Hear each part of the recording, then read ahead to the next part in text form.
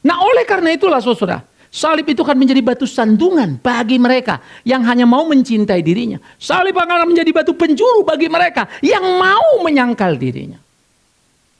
Maka Paulus bilang, jikalau demikian salib bukan lagi batu sandungan. Karena bagi para penyunat itu, salib jadi batu sandungan. Ayo sunat, ayo ini, ayo itu. Mereka tambah-tambahkan semua ritual supaya jalan ke surga. No. Kalau saya bilang saya akan membawa kalian ke surga, penipu Big Man Sirait. Bagaimana aku bisa bawa kau ke surga? Istriku saja gak bisa aku bawa. Karena ini menjadi tanggung jawab personal saya dengan Tuhan. Istri saya bertanggung jawab secara personal dengan Tuhan. Begitu pula anak-anak saya. Tapi saya harus memberitakan kebenaran, kiranya Allah menolongmu. Tapi aku juga harus jaga diriku supaya Allah tetap mencintai aku. Bagaimana ya? Jangan kulukai hatinya dan jangan kubikin dosa. Karena dia sudah menebus aku. Bukan supaya dia menebus aku. Nah jadi saudara-saudara yang dikasihi oleh Tuhan Yesus Kristus. Salib akan menjadi batu sandungan bagi mereka yang mau menambah kurangi nilai-nilai. Karena salib itu akan menjatuhkan mereka. Tapi bagi mereka yang mengarah kepada salib dan percaya salib itulah keselamatan yang hidup. Maka salib akan menjadi batu penjuru baginya. Mengarahkan dia kepada jalan yang sesungguhnya. Apa yang disebut dengan kuk perhambaan? Kuk perhambaan seperti yang sudah digambarkan Paulus dan apa yang sudah saya sampaikan tadi adalah usaha agama untuk menggapai keselamatan. Itu macam-macam bentuknya. Pertama moral. Jadi kita harus lebih baik, kita buat begini, kita buat begitu. Saya kadang-kadang pikir lucu ya, begini, kamu sudah dipanggil merdeka. Siapa yang manggil? Tuhan. Lah bagaimana kamu merdeka kalau tidak dipanggil? Kamu sudah ditebus dari dosa, supaya jangan hidup dalam dosa. Bagaimana orang hidup dalam dosa bisa tidak berdosa? Ini logika sederhana kan? Tetapi usaha agama mengatakan, kamu dengan moralmu akan menyelamatkan dirimu. Saya kira lebih fair banyak agama lain. Jangan bawa-bawa Kristus, sudah buang saja salib itu. Karena Yesus cuma jadi perantara yang tidak sempurna. Penebusan tidak sempurna. Karena penebusan di atas kayu salib tergantung kau mau percaya apa tidak. Tergantung kau mau terima apa tidak.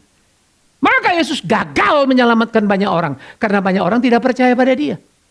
Dia tidak punya kuasa memanggil orang untuk datang kepadanya. Miris kan? Kalau begitu yang saya bilang tadi, pinggirkan saja salib Yesus. Jadilah seperti agama lain. Hiduplah dengan amal ibadahmu, maka kau selamat. Jadilah seperti agama lain. Bangunlah karma yang baik, supaya engkau jadi baik. Kan lebih fair. Buat apa kau taruh Yesus di sana?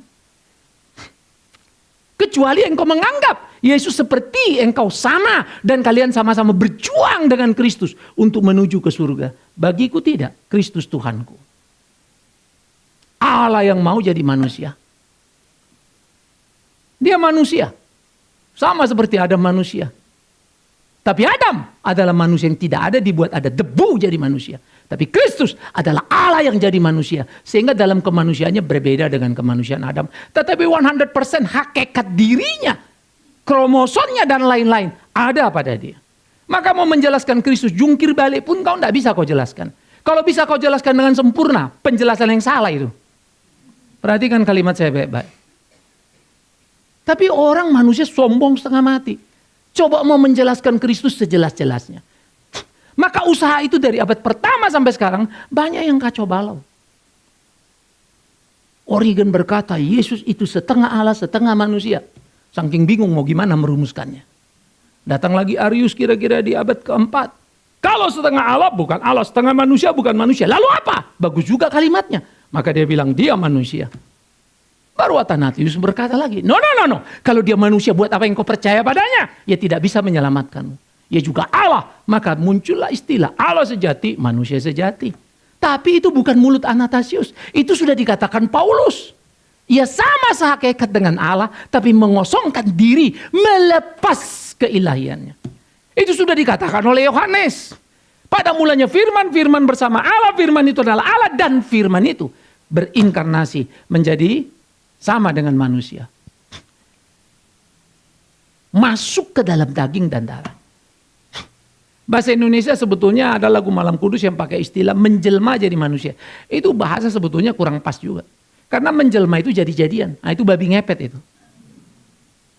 Orang gedebuk tahu-tahu jadi babi. Padahal bukan babi. Bukan babi, ingat ya. Itu orang menjelma. Tapi kalau Kristus masuk ke dalam daging dan darah, ya bukan gaib dalam manusianya. Maka istilah inkarnasi masuk ke dalam daging dan darah itu bagus sekali.